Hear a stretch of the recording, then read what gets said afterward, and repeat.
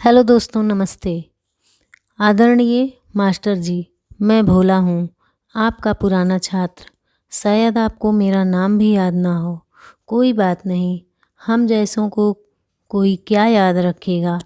मुझे आज आपसे कुछ कहना है, सो ये चिट्ठी मैं डाक बाबू से लिखवा रहा हूँ। मैं 6 साल का था जब मेरे पिताजी ने आपके स्कूल में मेरा दाखिला कराया था।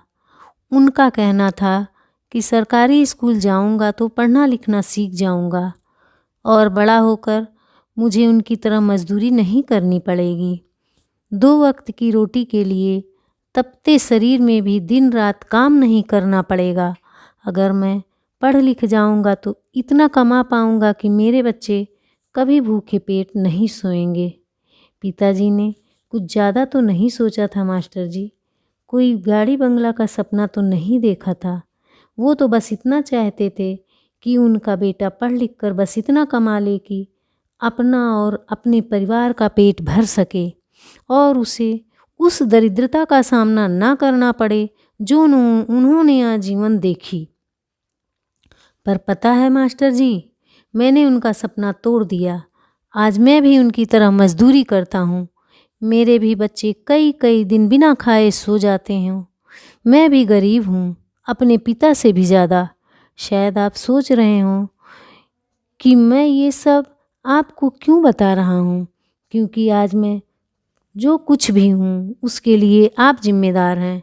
मैं स्कूल आता था, वहाँ आना मुझे अच्छा लगता था। सोचता था खूब मन लगा कर पढ़ूँगा, क्योंकि कहीं ना कहीं ये बात मेरे मन में बैठ गई थी कि पढ़ लिख लिया जाए तो जीवन संवर जाएगा।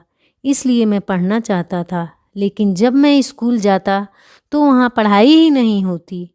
आप और अन्य अध्यापक कई कई दिन तो आते ही नहीं। आते भी तो बस अपनी हाजिरी लगाकर गायब हो जाते या यूं ही बैठकर समय बिताते। कभी कभी हम हिम्मत करके पूछ ही लेते कि क्या हुआ मास्टर जी, आप इतने दिनों से क्यों नहीं आए? तो आप कहते कुछ ज़रूरी काम था। आज मैं आपसे पूछता हूँ, क्या आपका वो काम हम गरीब बच्चों की शिक्षा से भी ज़रूरी था? आपने हमें क्यों नहीं पढ़ाया मास्टर जी? क्यों आपसे पढ़ने वाला मजदूर का बेटा एक मजदूर ही रह गया?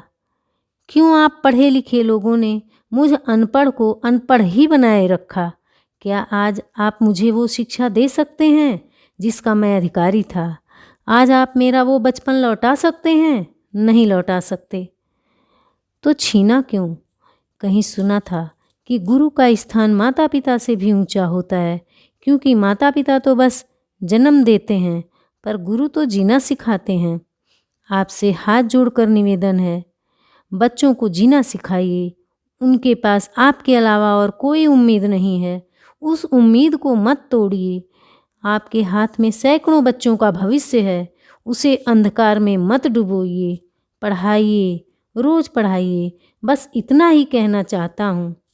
क्षमा कीजिएगा, भोला।